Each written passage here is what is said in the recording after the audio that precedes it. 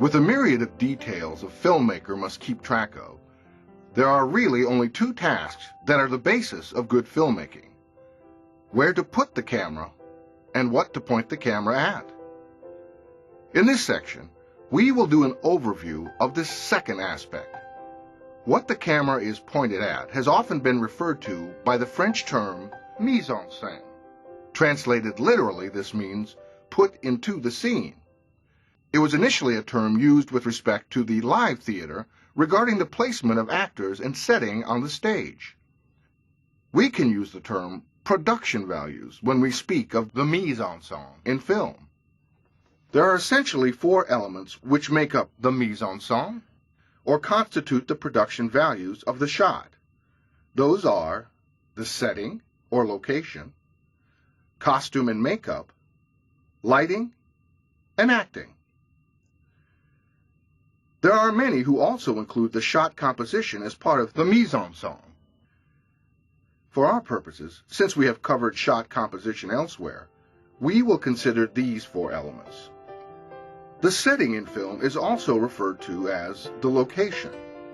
It's everything that falls within the four sides of a shot, with the exceptions of the actors and their costumes. In theater, the setting tends to be static. That is to say, that the set remains on stage and is relatively unchanged for most of the action of the scene. The setting for film tends to be much more dynamic. It can move from one location to another in a split second. It often changes from an entire setting to just a small portion of the setting. It's this dynamic nature of the film setting that makes it so powerful. In the early days of cinema, movies were often filmed stage plays. With the development of the art of film, we see it moving away from a single long scene to a scene where many cuts are made, moving the perception of the viewer from one point of view to another. The pioneer of this development was early filmmaker D.W. Griffith, whose early films were shot with a stable camera pointed at a scene. As his films developed, the camera began to move from one location to another. This was an early example of the technique known as cross-cutting. Professional film crews employ an individual known as a production designer. This individual is responsible for manipulating such elements of visual design as line, shape, texture, ornament, and color to give the director and cinematographer something interesting at which to point the camera. The setting should not only be interesting with respect to the traditional elements of design, but it must offer many opportunities to create the illusion of depth. Because film presents a two-dimensional image, the setting must offer many planes and angles which will allow the camera to take an angle which will create the illusion of depth. In Francis Ford Coppola's 1972 film, The Godfather, the use of doors not only presented a powerful symbol for the story, but it also provided an image which naturally aided in the creation of the illusion of depth. Director John Ford is known for use of landscapes as settings for his films. He particularly loved the use of Monument Valley in Utah as a setting for many of his films.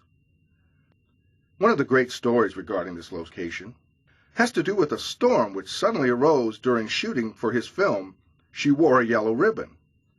The crew was initially concerned that the storm would wash out a day of shooting, but Ford not only insisted on continuing to shoot, but demanded that the storm clouds be a part of the shot. As it turned out, the storm clouds were a crucial part of the mood for this scene. What the characters are wearing and how they are made up is an important part of the production values of a film. Even when the characters are wearing contemporary garments, they must be carefully coordinated to use the elements of visual design in order to convey not only the essence of the character, but also the relationships between the characters. The costumes must complement the setting and fit into the genre of the film. In a Western, we expect to see one kind of outfit. In a historical piece, we expect to see a totally different type of outfit. Makeup serves a practical purpose in a film in that it counteracts the bright lights which must be used to achieve the proper exposure for the film camera. It is also central to such genres as monster movies and horror films. The most elusive aspect of the production values of a film is lighting. The subject and background must be properly lit so as to create the proper image. Also, since one of the most crucial aspects of the art of cinema is to create the illusion of depth, lighting is the most crucial part to this process. On an elemental level, the subject on a film set must be properly lit from 3 traditional angles. These are referred to as the key light, the fill light, and the backlight. The key light is the brightest light on the subject. It is aimed at the dominant side.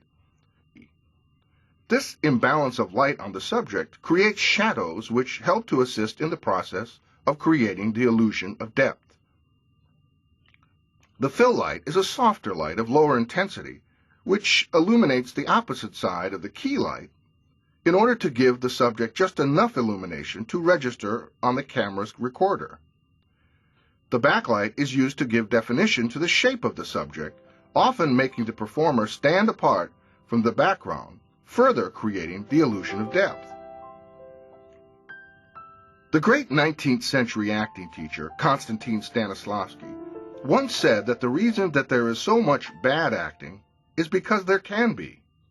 He said that a gifted director can put a bad actor into a powerful mise en scene, and his lack of talent will not intrude.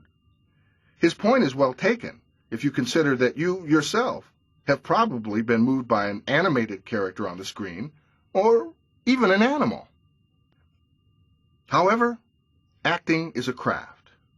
If a film actor understands the human element of acting, they will provide true human experience for the audience rather than simply becoming a part of the manipulation of images.